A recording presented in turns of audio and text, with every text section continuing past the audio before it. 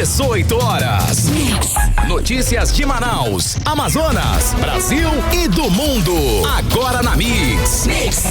Muito boa noite para você, sintonizado em 100,7, dando sequência na programação da Mix, agora no programa 18 horas até às 7 da noite. Estamos juntos, eu, Karime Leão e Kennedson Paz. Boa noite, Kennedson. Olá, Karime Leão, muito boa noite para você, boa noite a todos que acompanham aqui a nossa programação. E, gente, participa do nosso programa, mandando aquela mensagem de texto, uma foto, um vídeo, mostra como é que tá a volta para casa nesse momento. Manda pro nosso WhatsApp, que é o 994887592. E tá valendo também a sua participação para você que nos acompanha ao vivo pela live do YouTube. Manda a sua mensagem de texto e segue a gente nas redes sociais. No @18horasnews.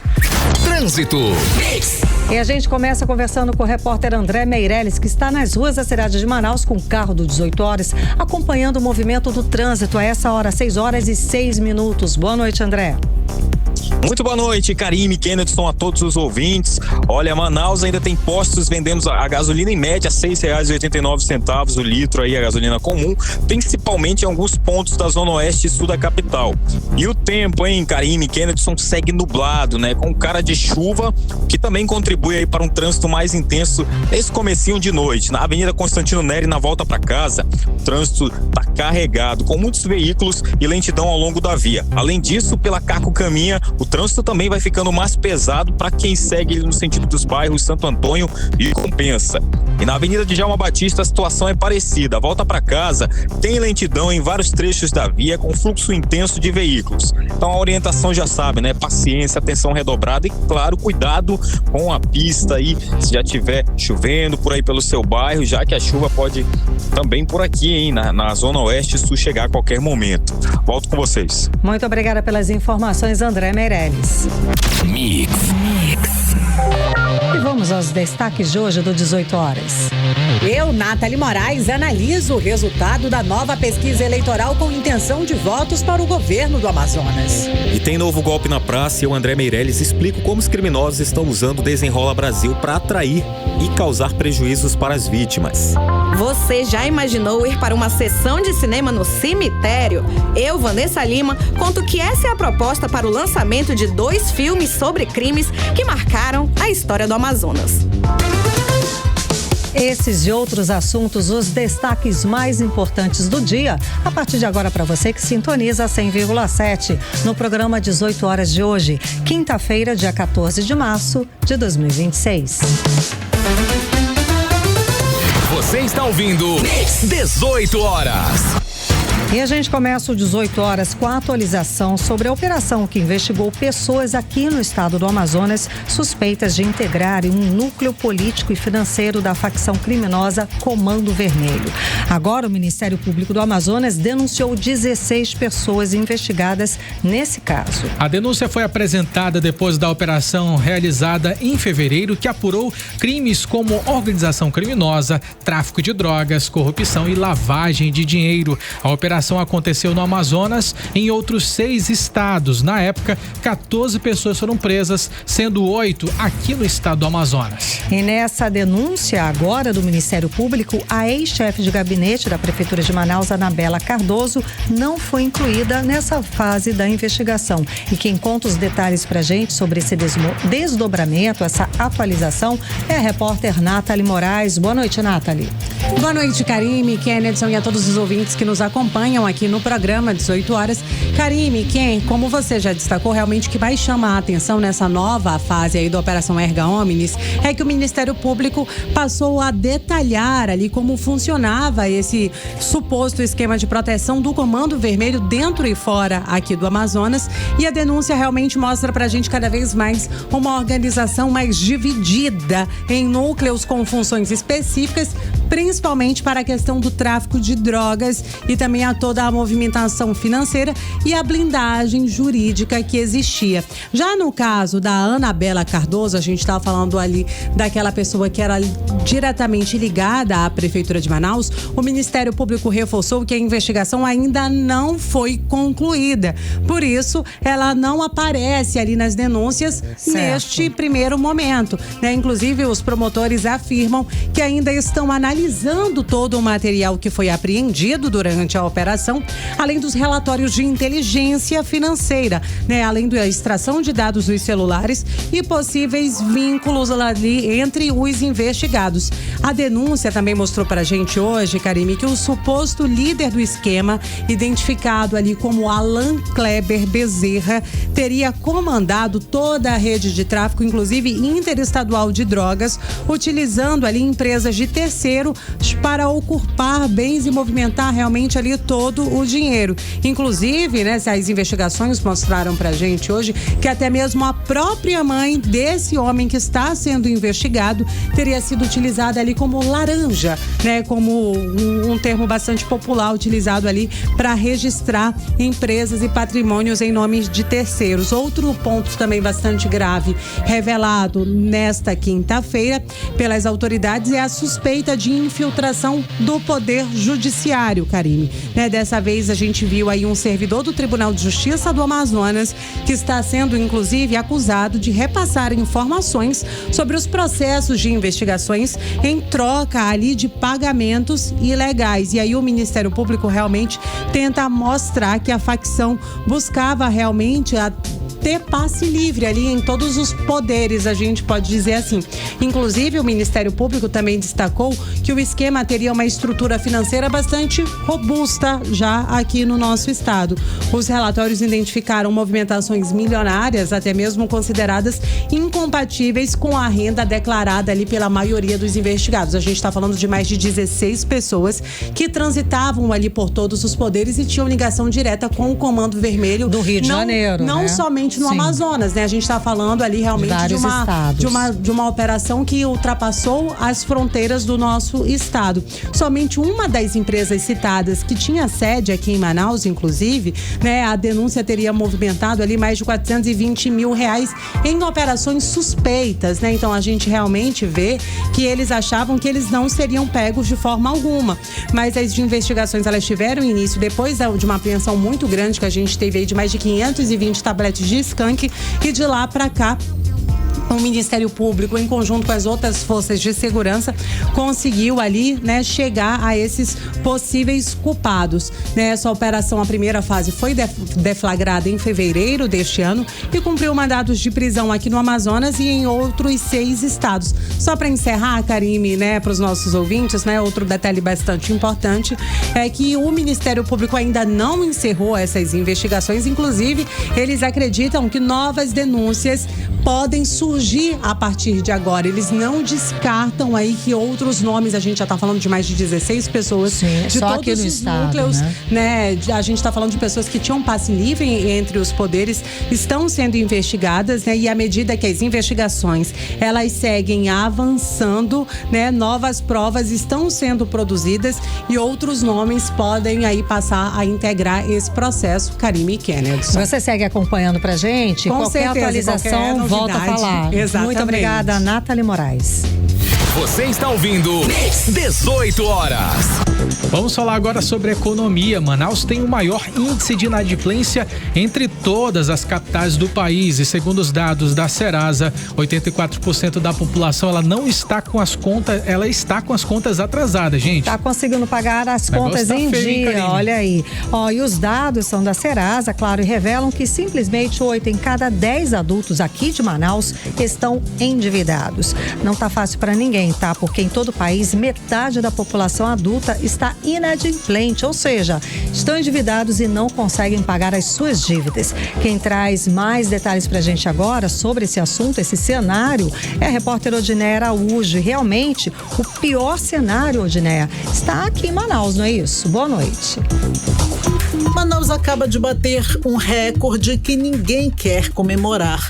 8 em cada 10 adultos estão endividados. Segundo dados da Serasa, a capital amazonense tem o maior índice de inadimplência entre todas as capitais do país, com 84% da população devendo e com contas atrasadas. O levantamento mostra uma realidade pesada, de acordo com a economista Michele Aracati, presidente do Corecon, o Conselho Regional de Economia. Enquanto o custo de vida sobe, o salário continua encolhendo. Os números que refletem o alto endividamento das famílias no Amazonas são vistos aí pelos especialistas como uma realidade severa e constitui uma crise socioeconômica. Nesse cenário, mais da metade da população adulta está negativada. E os altos índices de inadimplência, especialmente concentrados na cidade de Manaus, impactam direta e indiretamente na economia regional. Cartão de crédito, empréstimos e carnês viraram armadilhas para muitas famílias, resultando não apenas em comprometimento financeiro, segundo a presidente do Corecon, Michele Aracati. Eu chamo atenção para impactos relacionados, por exemplo, ao comprometimento da renda básica, né?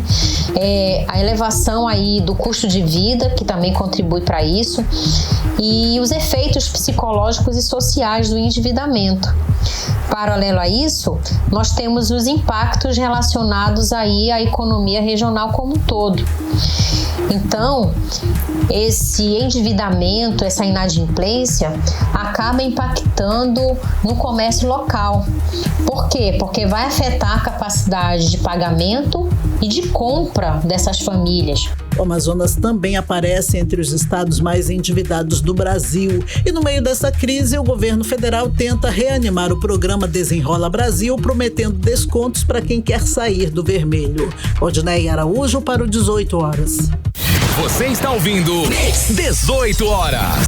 E vamos falar de economia e com números positivos da nossa Zona Franca de Manaus. Segundo dados da Abraciclo, esse foi o mês, Karime, o mês de abril, ele foi o melhor mês de abril em 18 anos para a produção de motos aqui no Polo Industrial de Manaus e registrou um aumento de 6,4%. E tem mais, viu, Kennedson? De janeiro a abril desse ano, as fabricantes de motocicletas do Polo produziram 10,6% a mais do que em comparação com o mesmo período do ano passado. O repórter André Meirelles traz pra gente mais resultados desse levantamento, mais números pra gente. Vamos acompanhar. Boa noite, André.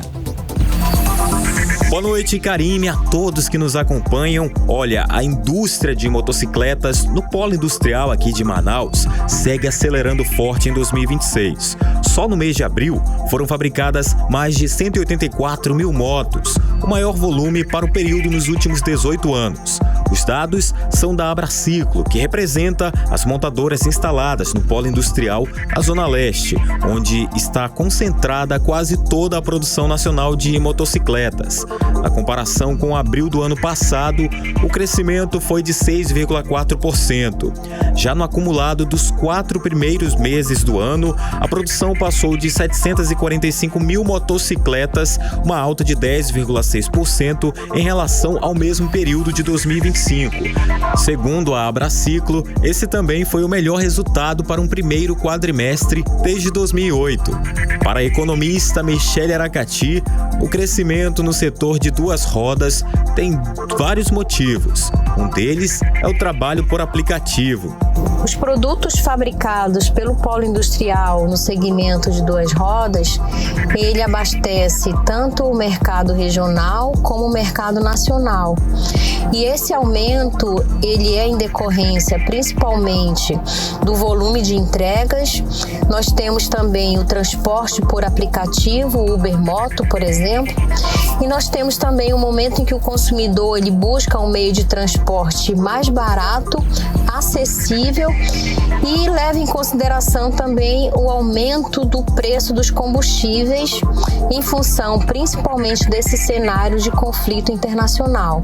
Então são diversas variáveis, diversos fatores que combinados elevam principalmente a demanda desse produto no mercado como um todo, o que é muito positivo para o Polo Industrial de Manaus. Sobre os dados, outro destaque é o crescimento das motos de alta cilindrada, que tiveram um aumento de mais de 43% na comparação com o ano passado. Mesmo assim, as motos de baixa cilindrada continuam dominando o mercado e representam quase 80% de toda a produção. No varejo, o setor também bateu recorde. Mais de 782 mil motocicletas foram emplacadas no Brasil nos 4 primeiros meses do ano, e o melhor resultado já registrado para o período. Só em abril, foram mais de 210 mil motos licenciadas em todo o país.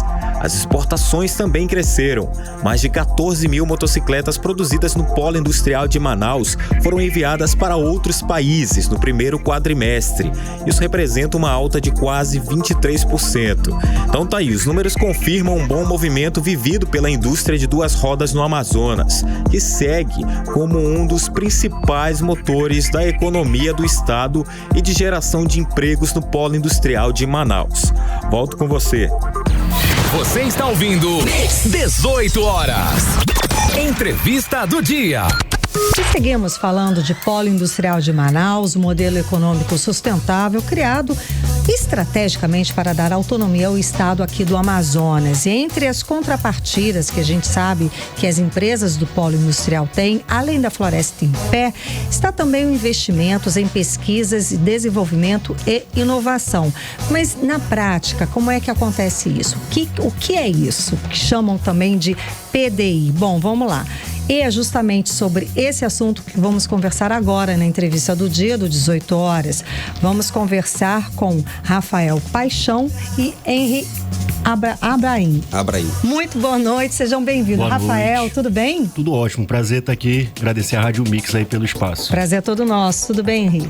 Tudo bem, boa noite, agradecer a Rádio Mix aí por esse espaço, por estar falando de um momento tão importante aqui, do assunto tão importante para nossa região. Desenvolvimento econômico e sustentável. Eles são da empresa Jatobá, gestora de recursos. E agora eles vão explicar pra gente como é que esse investimento, que é para desenvolver, que é para estimular, desenvolver startups, como é que funciona isso na prática?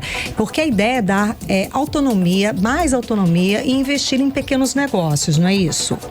Perfeito. Pronto, Rafael, conta. O fato é o seguinte, a gente tem uma oportunidade muito grande aqui na região que a gente está, na Amazônia Ocidental, para empreendedores inovarem, criarem projetos, e um desses motivos que a gente tem aqui para fazer isso é o PDI. Então a Jatobá, hoje o Henry vai falar um pouco sobre o fundo que a gente tem para aportar nesses empreendedores, nesses projetos e deixar, né, esse investimento todo aqui na nossa região. Então é por aí que a gente contextualizando assim um pouco, né, como funciona esse PDI aqui, né? A indústria que se instala na região, ela recebe um benefício fiscal e ela tem que dar uma contrapartida desse benefício.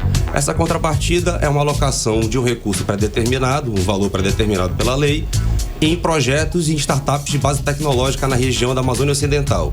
E aí que entra a Jatobá Gestora de Recursos, onde ela estruturou o primeiro fundo de investimento 100% amazonense com foco em receber esse recurso da indústria e direcionar para a startup, que é o Jatobá Impacto Amazônia, Fundo de Investimento em Participação em Capital Semente.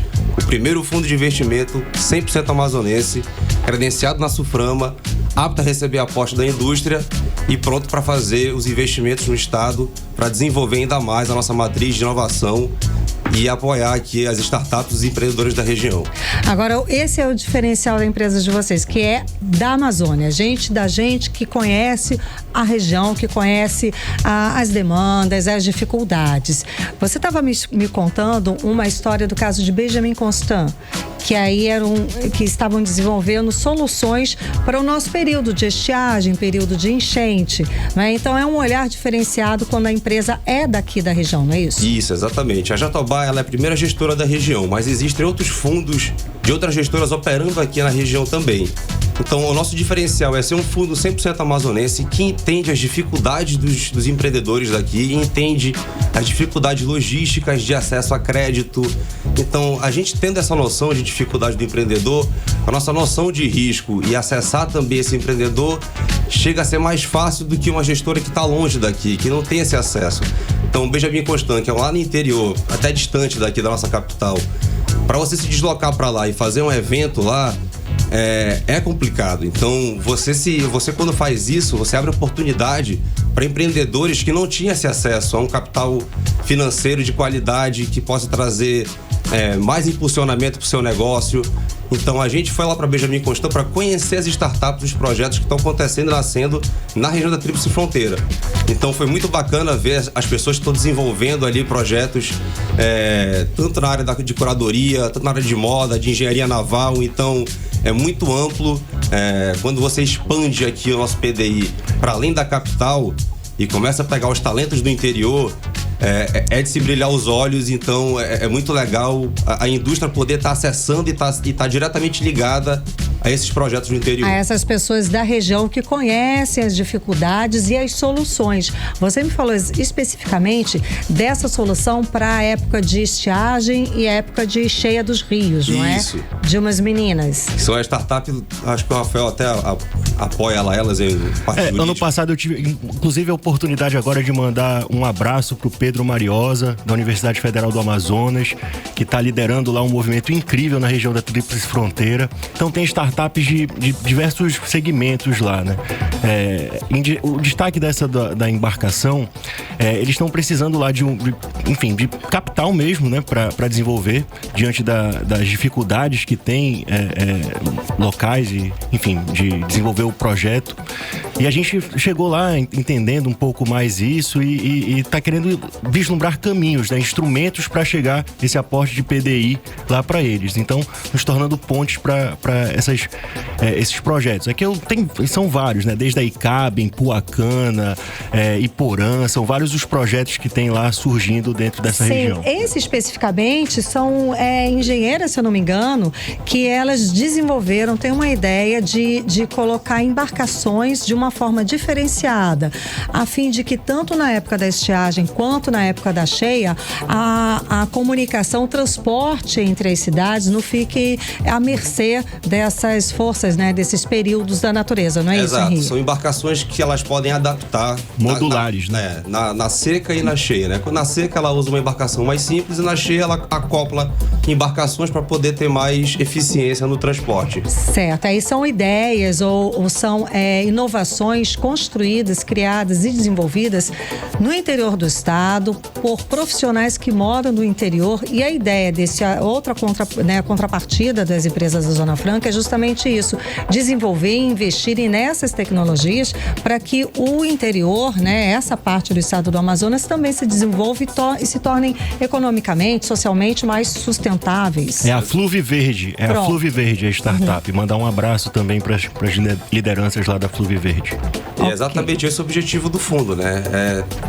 Levar esse PDI para o interior, para trazer também esperança para essas pessoas e uma diversificação para a indústria, né? De não estar focada só aqui o capital do PDI em projetos aqui da capital e democratizar, digamos assim, né, essa verba do PDI para a Amazônia Ocidental como um todo. E como é que vocês chegam nessas startups? Como é que vocês fazem pesquisas? Elas entram em contato com vocês? Como é que é feito? É uma aproximação muito orgânica, né, Henrique? É uma aproximação muito orgânica. A gente entra em contato com as lideranças, normalmente são professores de incubadoras, de aceleradoras, membros de institutos que têm seus projetos, e a gente se aproxima para conhecer um pouco mais e ver como é que a gente pode se tornar ponte de acesso ao PDI, né?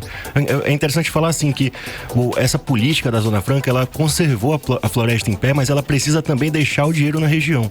E é aí que uma gestora, a primeira gestora da região com um FIP 100% amazônico pode colaborar, né? Então a gente convida também quem é da indústria a conhecer um pouco mais desses projetos do portfólio do FIP Jatobá Impacto Amazônia para vislumbrar oportunidades em conjunto. Vocês querem deixar o arroba do Instagram, algum contato? Porque de repente...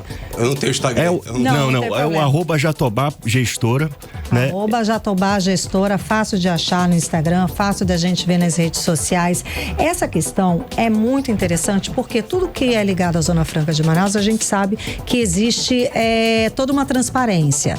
Esse dinheiro, esse aporte, investimento, isso tudo tem que ser transparente. E a gente vê esse resultado. E é um trabalho muito meticuloso da Suframa também. Exatamente, tem todo o know-how, a chancela da Suframa. E sabemos sabemos também que se a Suframa está lá chancelando isso, esse dinheiro, esse aporte, esse incentivo vai chegar nas regiões remotas, vai chegar naquela comunidade e vai desenvolver aquela comunidade. E o que a gente pergunta, e várias pessoas sempre falam, a respeito das ONGs, do investimento, por exemplo, o dinheiro do Fundo Amazônia, cadê a ONG? Cadê, gente? Cadê a cidade? Cadê a comunidade que ela é beneficiada com esse dinheiro? É um dinheiro que a gente não vê muito.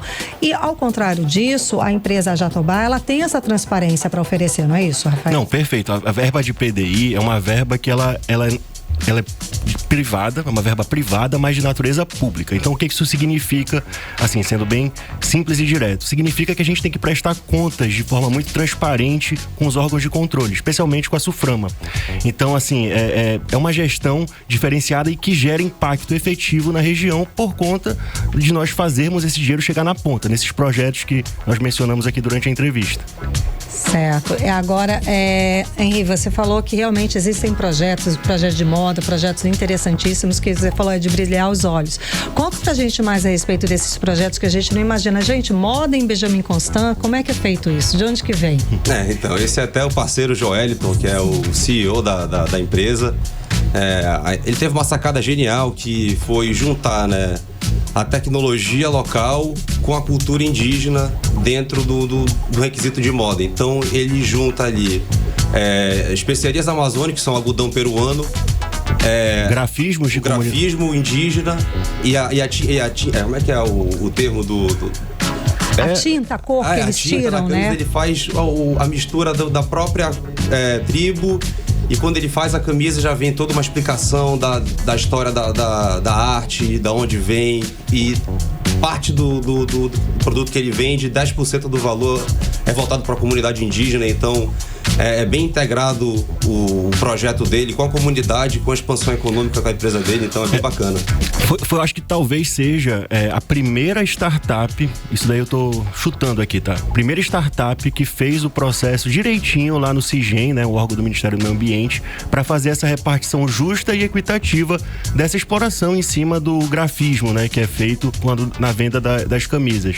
Então, assim, é um processo que ele teve que ir lá conversar com as lideranças da comunidade, apesar dele ser indígena também, mas foi um processo bem legal para a gente verificar, né, que não é porque a pessoa tá lá no interior que ela não pode desenvolver uma startup que tem apelo comercial, que desenvolve a tecnologia de rastreabilidade e que leva oportunidade lá para as comunidades tradicionais de onde ele veio. Ou seja, ele pediu licença para as aldeias, para os indígenas, para usar aquela marca, para usar o grafismo, e no fim das contas dessa cadeia todo mundo sai ganhando. Exato. Perfeito. Não é isso? Perfeito. A ideia então é isso, é estimular, ou seja, essas pessoas não precisam sair das cidades do interior, dos municípios, para vir para a capital. A ideia é desenvolver o interior com o que tem, com a riqueza que tem. Interiorizar a riqueza na região. Isso significa também levar essa riqueza aqui da capital para o interior, com capacitação, com fomento ao empreendedorismo, com projetos locais com prestação de contas bem equilibradas e com parceiros estratégicos também, como a Jatobá Gestora de Recursos. Que é esse o foco do fundo, né?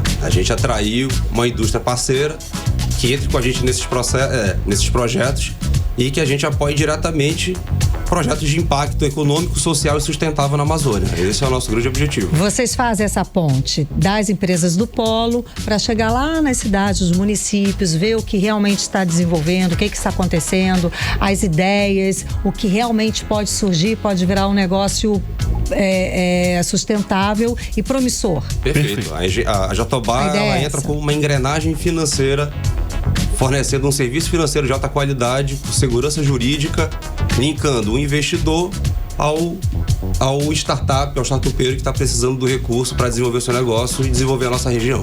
E na página de vocês, no @Jatobá Gestora, a gente pode ver essas ideias, esses parceiros, porque é muito interessante. A gente sabe que o estado do Amazonas, o interior, principalmente o nosso estado, ele é muito rico nessas produções bem ribeirinhas, digamos assim, nesse saber único que nós temos aqui. É legal assim que tá na página do 18 horas hoje, bem assim, o Amazonas é o único estado que imagem externa supera a percepção interna, diz pesquisa Marca Brasil. Isso significa assim, que a gente precisa entender o nosso valor aqui dentro, que tem muito conhecimento tradicional aqui que a gente pode aproveitar em atividades econômicas e que isso já está acontecendo.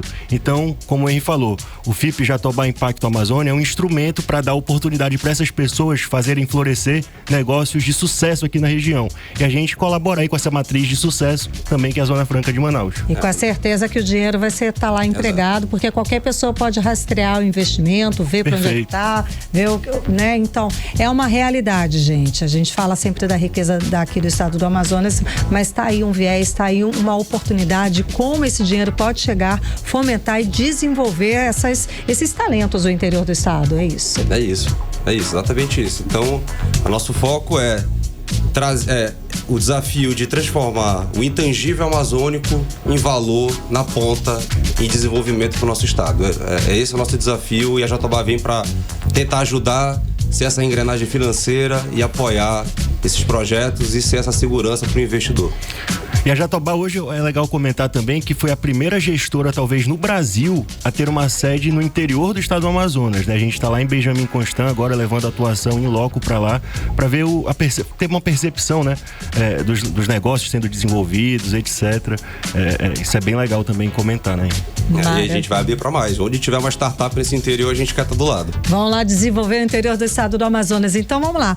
É esse contato para quem está nos ouvindo, encontrar vocês? Pois é, quem quiser acompanhar as ações, as atividades e se associar ao Fundo Jatobá Impacto Amazônia, a gestora Jatobá, é só nos acompanhar lá pelo @JatobáGestora, lá no Instagram. No Instagram, fácil, gente. E também, né, se quiser mandar contatos, henry.abraim@jatobágestora.com.br é o e-mail do nosso CEO aí. Repete de novo.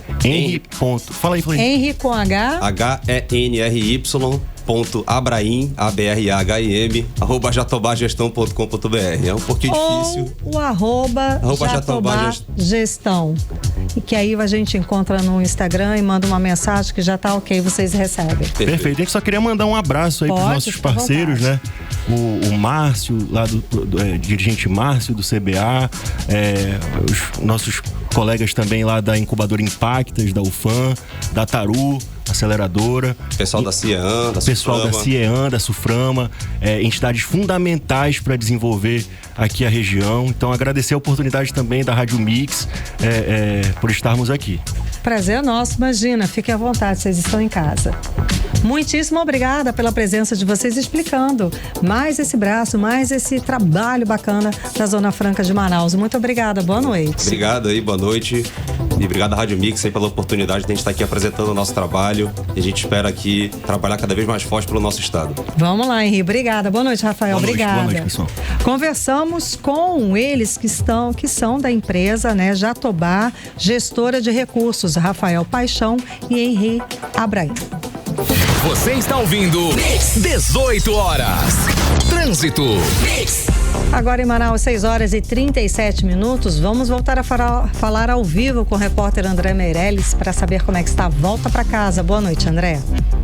Muito boa noite, Karime, Kennedy, a todos os ouvintes. Olha só o trânsito aqui pela Avenida Brasil, no sentido, então, volta para casa, no sentido bairro. Olha, nesse momento aqui o trânsito pela Avenida Brasil, aqui próximo ao viaduto Passarão. O trânsito está bastante concorrido por aqui, e também quem vem pela Coronel Teixeira encontra um trânsito aí bastante carregado aqui pelo local. Volto com vocês. Muito obrigada pelas informações, André Meirelles. 18 horas. Previsão do tempo. Vamos saber agora como é que tá a previsão do tempo com Vanessa Lima. Muito boa noite, Vanessa. Muito boa noite a todos que acompanham a previsão do tempo aqui com a gente no 18 horas. Quinta-feira ensolarada, quente e com pancadas rápidas de chuva. A previsão para a noite de hoje aponta chuvas mais intensas com 57% de chance de precipitações. Agora vamos falar sobre o clima de amanhã, 15 de maio, sexta-feira. Segundo o Clima Tempo, a sexta começa com sol sol entre nuvens que logo dão espaço a pancadas leves e rápidas de chuva. À tarde, a sensação térmica aumenta e à noite poderemos ter um chuvisco leve, nada que atrapalhe a noite da nossa sexta-feira. O resumo do termômetro. A temperatura na sexta varia entre mínima de 24 e máxima de 30 graus. E a umidade relativa do ar fica em torno de 73 a 98%. Mix. E agora escuta essa, gente. O novo golpe está sendo usando, na realidade, o programa federal Desenrola Brasil para poder enganar diversos consumidores interessados em negociar suas dívidas. Por isso, fique muito atento, gente. Pois é, importantíssimo esse alerta, gente. O que acontece? Os golpistas criaram um site falso muito parecido com o portal oficial do governo federal, justamente para enganar as vítimas e cobrar falsas taxas administrativas via Pix. É imediato, viu? É exatamente isso, Karime. Esse golpe, ele começa com essa página muito semelhante, que imita muito o noticiário dali do Ministério da Fazenda e promete descontos de até 96% para poder quitar as dívidas, mas é necessário ficar muito atento, porque nesse verdadeiro desenrola, os descontos eles vão apenas, gente, ali entre o intervalo de 30% até 90%. Não tem mais que isso. Ofereceu 96%, já sabe que é golpe, tá?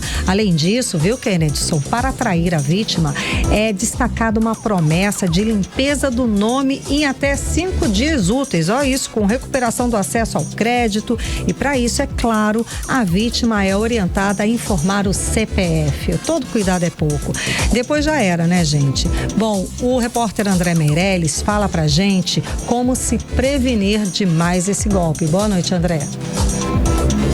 Então, a orientação é que o usuário desconfie de qualquer cobrança antecipada, hein? Muito boa noite, Karime e Kennedson, a todos que nos acompanham. Ouve só, a estratégia dos fraudadores é criar sites falsos que imitam o programa do governo federal e cobram taxas via Pix das vítimas. Então, segundo a publicação, os golpistas chegam a cobrar valores de até R$ 92 para uma suposta liberação ou adesão ao programa.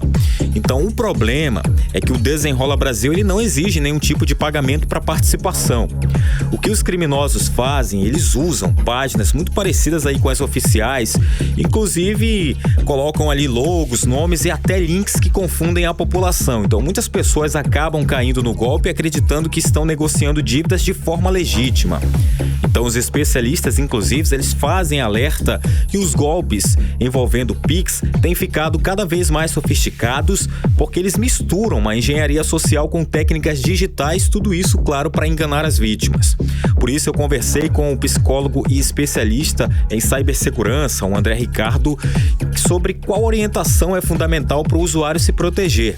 Ele disse que é preciso desconfiar de qualquer cobrança antecipada via Pix e evitar clicar em links recebidos por mensagens, redes sociais ou até mesmo aplicativos de conversa.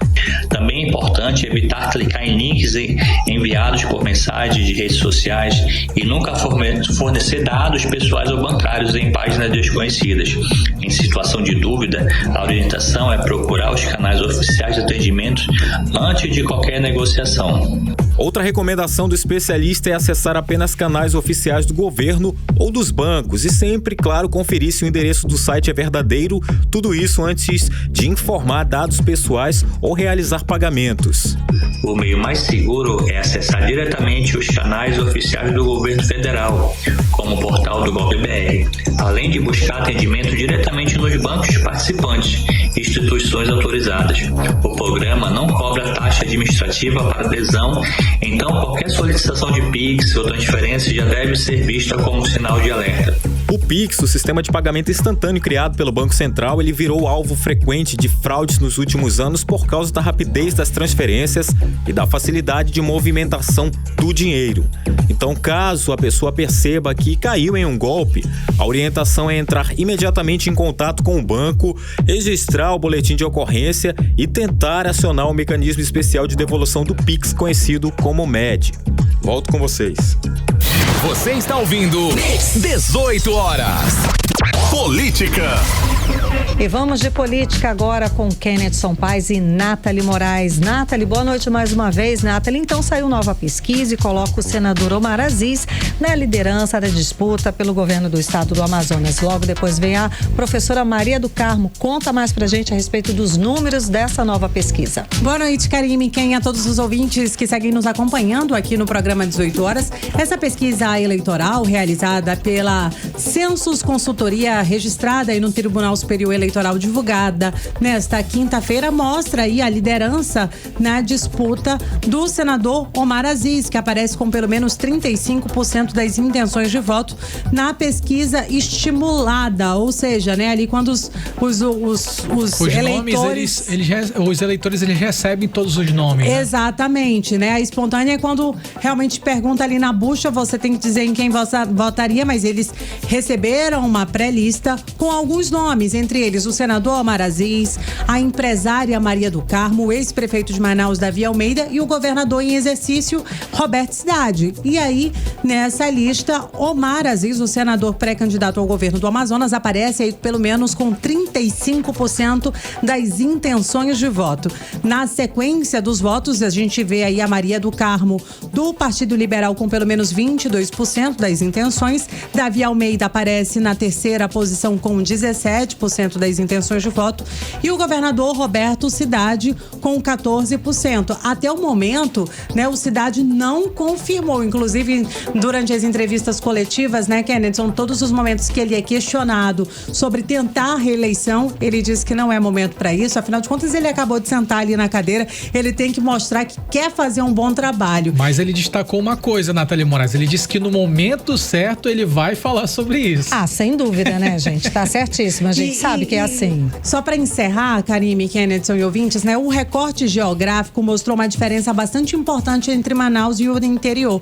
Manaus tem seu melhor desempenho fora da nossa capital, tá? Inclusive no interior do Amazonas, né? No interior do Amazonas, pelo menos 44% do eleitorado diz que votaria aí no senador Omar Aziz, né? Em segundo lugar, no interior, aparece ali também a Maria do Carmo. Pelo menos 27% das pessoas que moram no interior do Amazonas dizem aí que votariam na Maria do Carmo, ou seja, aquele trabalho que ela está fazendo aí de intensificar as movimentações, de que as pessoas conheçam quem é a Maria do Carmo no interior, essa pesquisa já está mostrando que ela está no caminho certo. Olha aí, Kenneth, vamos lá, a Justiça do Amazonas condenou o vereador professor Samuel por improbidade administrativa, isso porque ele nomeou 3 parentes por afinidade para cargos comissionados na Câmara Municipal de Manaus. Que coisa, hein? Pois é, Karime Léo, a gente tá falando de uma pessoa que ela não é qualquer pessoa, além de tudo, é um parlamentar, e acima de tudo isso, nós estamos falando de alguém que é secretário-geral da casa, ou seja, nós temos alguém de uma posição importante na Câmara Municipal de Manaus. O professor Samuel, ele está no seu 4º mandato, e é justamente esse peso político que faz com que essa condenação por nepotismo ganhe ainda mais repercussão nos bastidores da política amazonense. A Justiça do Amazonas entendeu que houve improbidade administrativa nessas nomeações dos 3 cunhados, né, concunhados do parlamentar para esses cargos comissionados no gabinete dele.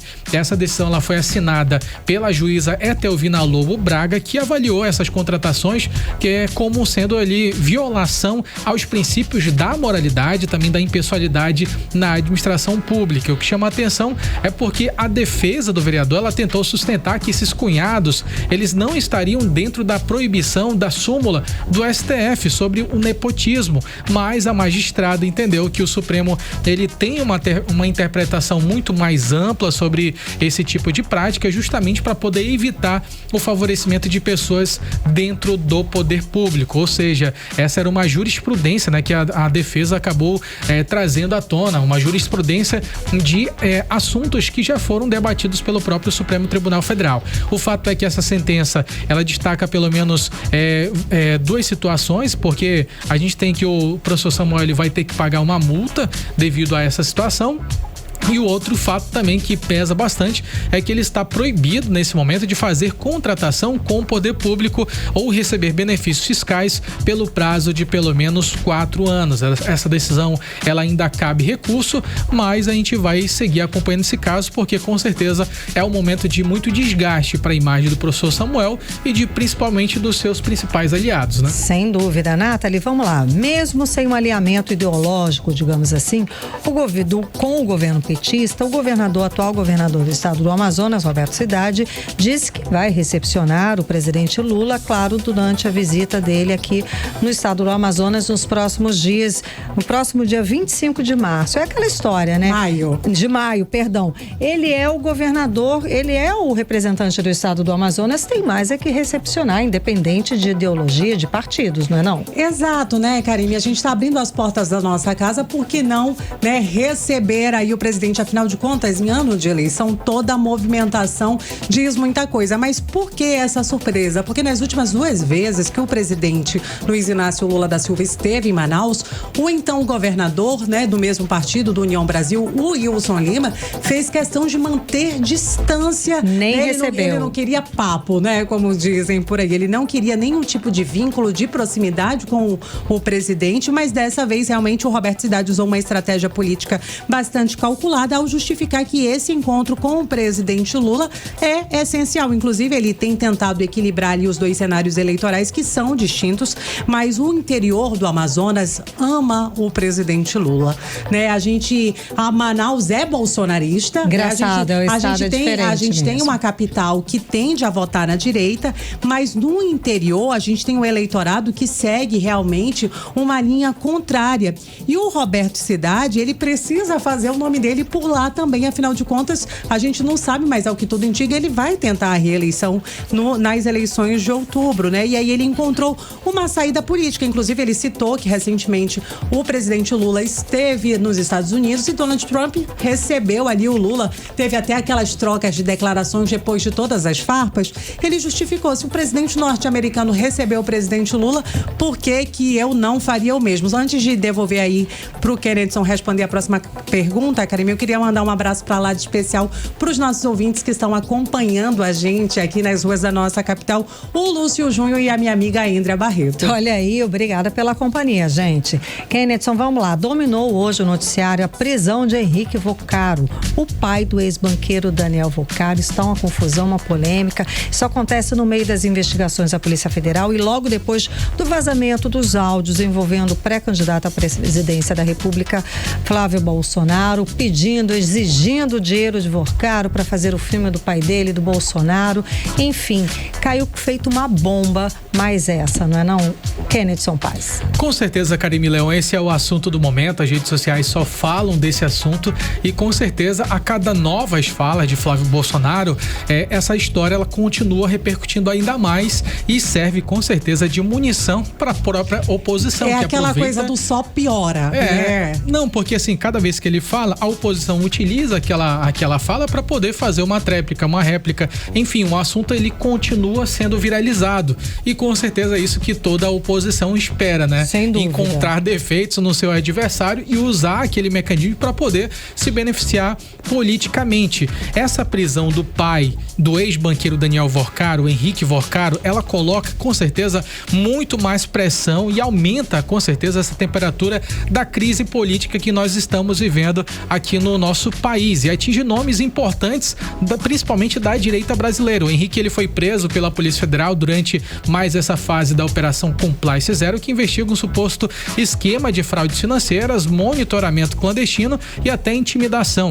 E segundo as investigações, o Henrique Vocaro, ele teria participação direta nessa estrutura que, de acordo com a PF, era responsável por pagamentos a grupos suspeitos de acessar dados sigilosos, monitorar pessoas e até invadir sistemas. A defesa nega irregularidades e diz que a prisão foi baseada em fatos que ainda não foram comprovados, mas o caso ele ganha essa dimensão nacional porque a investigação acabou chegando ao senador Flávio Bolsonaro. E agora, nesse momento, o que acontece? A Polícia Federal entrou nesse jogo e quer saber se esses valores pedidos por Flávio Bolsonaro a Daniel Vorcaro, eles teriam sido utilizados para poder financiar o filme Dark House, para poder fazer essa produção sobre a trajetória do ex-presidente, e se esse dinheiro também ele poderia ter sido utilizado para outras finalidades. Até mesmo a gente tem aqui na manchete do 18 horas, você pode acessar 18horas.com.br, a PF ela está apurando se o dinheiro de Vorcaro ele foi utilizado para poder bancar Eduardo Bolsonaro, que está nos Estados Unidos. Flávio Bolsonaro ele nega qualquer irregularidade e diz que a captação de recursos ela foi privada e legal, mas a questão é que até os principais aliados Karime Leão estão se afastando nesse momento. Tarcísio de Freitas, que era um grande nome da direita antes de Flávio Bolsonaro ser colocado pelo pai dele, Tarcísio de Freitas pediu hoje mais transparência em relação a essas conversas, ou seja, são nomes pesados da direita que nesse momento preferem dar aquela distanciada para que não respingue, porque o Tarcísio, como ele não se desincompatibilizou do cargo para concorrer à presidência, ele não pode mais concorrer. Ele vai permanecer agora concorrendo à reeleição lá em São Paulo. E para ele, qualquer situação que possa escandalizar, possa relacionar ele ao caso, com certeza não é algo que ele quer nesse momento que ele está pretendendo a reeleição, né, gente? Aliás, ninguém quer proximidade nesse momento com o Bolsonaro, com o Flávio Bolsonaro. A polêmica, qualquer essa história... coisa que envolva Vorcaro, Master, ninguém Flávio quer Bolsonaro, essa proximidade. Eles querem essa distância, pelo menos nesse momento. Ficou muito feio, sem dúvida alguma. Muito obrigada pelas informações. Bloco de Política com Kenneth Paes e Nathalie Moraes. Você está ouvindo 18 horas. Gente, o governo federal libera o uso do FGTS para quitar dívidas a partir do dia 25 de maio. O uso do saldo é uma nova opção e faz parte das negociações do novo Desenrola lançado pelo governo Lula. A repórter Odineia Araújo, ela explica pra gente mais detalhes. Odineia, o governo agora ele quer transformar o FGTS em uma saída para quem está afundado nas dívidas, é isso mesmo? Mas a pergunta, Odineia, que a gente fica pensando é como é que isso é possível, né? O trabalhador ele vai conseguir respirar ou só vai conseguir trocar uma conta por outra? Conta pra gente os detalhes. Pois é, né? Essa é a pergunta que não quer calar, mas o certo é que a partir do dia 25 de maio, trabalhadores poderão usar parte do FGTS para quitar dívidas atrasadas pelo novo programa Desenrola. A medida libera até 20% do saldo do fundo ou R$1.000, prevalecendo o maior valor para a amortização ou quitação de débitos em atraso. Mas quem não tem saldo no FGTS ou não quer usá-lo, ainda pode renegociar dívidas com descontos de 30% a 90% e juros máximos de 1,99% ao mês. Bom, na prática, o governo tenta diminuir o sufoco de quem está endividado, mas usando um dinheiro que foi criado para proteger o trabalhador em momentos de demissão ou de emergência. Para a presidente do Conselho Regional de Economia, Michele Aracati, o uso do FGTS vai ajudar a reduzir o superendividamento das famílias. E também contribui para injetar recursos financeiros na economia. No âmbito aí do indivíduo, do trabalhador, ele vai poder limpar o seu nome, por exemplo, né, em relação aí essa quitação das dívidas. Ele vai buscar principalmente fazer uso novamente do consumo do crédito, e isso realmente é muito importante quando a gente fala de famílias, principalmente assalariadas. E no aspecto da economia, da macroeconomia como um todo, esses recursos eles vão ser injetados na economia e vão gerar cada vez mais emprego e cada vez mais renda. Segundo o Ministério do Trabalho, a expectativa é movimentar mais de R$8 bilhões em renegociação de dívidas. A economista, presidente do Conselho de Economia, Michele Aracati, ressalta que é preciso, no entanto, atenção por parte do trabalhador para não contrair novas dívidas após a amortização. Para que a gente não tenha o que nós chamamos de efeito rebote, né? Onde nós resolvemos paliativamente essa situação, limpando o nome das pessoas em relação à quitação de dívida, essas pessoas elas voltam a se endividar. Eu chamo também atenção para a questão da reserva do FGTS. A família ela precisa observar realmente se o recurso que ela vai retirar, né, do FGTS, do saldo do FGTS, é relevante, é suficiente para poder quitar essas dívidas. Até porque esse saldo do FGTS ele é uma garantia do trabalhador. Já no dia 26 de maio, mais de 10 milhões de pessoas que aderiram ao saque aniversário e foram demitidas sem justa causa vão receber valores bloqueados do FGTS. O dinheiro cai automaticamente na conta, mas quem fez empréstimo usando o saque aniversário como garantia vai continuar com parte do valor preso nas mãos dos bancos. Volto com vocês. Você está ouvindo 18 horas. Vamos falar de cinema, gente. Amanhã, sexta-feira, tem exibição de 2 filmes num lugar inusitado. O Cemitério São João Batista. A programação acontece amanhã às 8 horas da noite. Inusitado mesmo, amanhã à noite. Tinha coragem, Karime? No cemitério, sei lá, viu, gente? E o tema também tem a ver, tá? Porque são 2 produções locais que contam a história de crimes que chocaram o Amazonas. As trágicas mortes de Etelvina de Alencar e da artista amazonense Ária Ramos. Vanessa Lima conta pra gente essa história, explica pra gente como é que vai acontecer essa superprodução. Pronto, essa programação pra lá de inusitada amanhã no cemitério São João Batista. Boa noite, Vanessa. Muito boa noite a todos. Uma história marcada por tragédia, fé popular e memória amazônica vai ganhar as telas de um jeito totalmente diferente aqui em Manaus. O documentário Etelvina, a ressignificação da tragédia, estreia nesta sexta-feira, dia 15 de maio, às 8 da noite, no cemitério São João Batista. Um evento que promete emocionar o público e transformar o espaço em um grande cenário de reflexão, cultura e história. O filme conta a história de Etelvina de Alencar, jovem assassinada em 1901 na antiga colônia Campos Sales, área que hoje corresponde ao bairro Santa Etelvina, em Manaus. Com o passar dos anos, a história de Etelvina atravessou gerações e acabou se transformando em símbolo de devoção popular. Além do documentário sobre Etelvina, o público também vai poder conferir outra obra que já ganhou destaque lá fora: o filme amazonense Ária, Fazendo a Vida Viver. O filme levou 2 prêmios importantes: melhor diretor e melhor filme de drama em um festival de cinema na Indonésia, e ainda foi finalista em um festival na Índia. A produção revive a trajetória de Ária Ramos, uma jovem violinista de apenas 18 anos que se tornou símbolo da cultura amazonense no início do século XX. O documentário é dirigido pelo cineasta amazonense Cleinaldo Marinho, que construiu sua carreira com um olhar voltado para o resgate da memória social do Amazonas. Suas obras mostram justamente como essa memória amazônica foi sendo reconstruída ao longo do tempo, misturando elementos de fé, história e identidade cultural da cidade. O interessante é que essa será a primeira vez que uma estrutura de cinema vai ser montada dentro de um cemitério aqui no Amazonas. O cineasta faz questão de deixar o convite oficial. Todos estão chamados a viver essa experiência única. Olá, pessoal da Mix, tudo bem? Aqui é Cleinaldo Marinho falando. Eu sou diretor dos 2 filmes que vão ser exibidos no cemitério São João Batista nesta sexta-feira, dia 15, a partir das 8 horas da noite.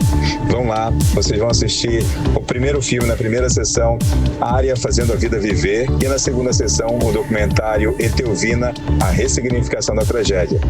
Vocês vão ver 2 personagens que são ícones da nossa memória popular aqui de Manaus, do Amazonas. Então fica o convite para vocês. É só vocês levarem 1 quilo de alimento não perecível para ter acesso a esses 2 filmes que são maravilhosos. Então, o convite está feito.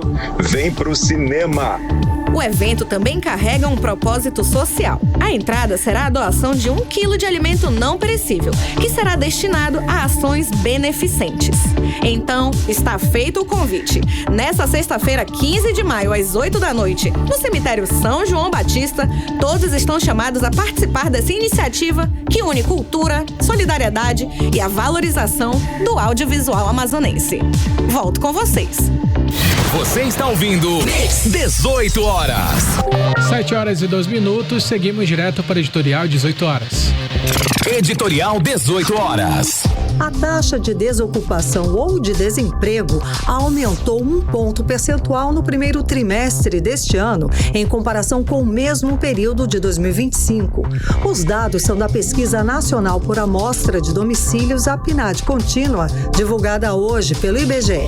A taxa no Amazonas passou de 7,3% para 8,3%. De acordo com o IBGE, a situação no Amazonas é considerada de estabilidade e está bem acima da taxa média nacional de desocupação, que ficou em 6,1%, e segundo analistas, a desocupação aumenta historicamente no primeiro trimestre. É por causa da dispensa de trabalhadores temporários no comércio nesse período do ano. Mas o que continua preocupando no Amazonas é a informalidade da população ocupada. O estado teve a terceira maior taxa de informalidade, 53,2%, ficando atrás apenas do Maranhão e do Pará, muito acima da média nacional de 37,3%. Ou seja, mais da metade da população ocupada no Amazonas não tem carteira assinada e não tem a proteção social que a legislação trabalhista pode garantir. 18 horas. O 18 horas de hoje fica por aqui. Muito obrigada pela sua companhia. Um beijo, gente. Até amanhã. Boa noite, Kennedy Paz. Boa noite, Karime Leão. Boa noite a todos que nos acompanharam até aqui. Até amanhã. Você ouviu 18 horas. As notícias do Brasil e do mundo. De volta amanhã.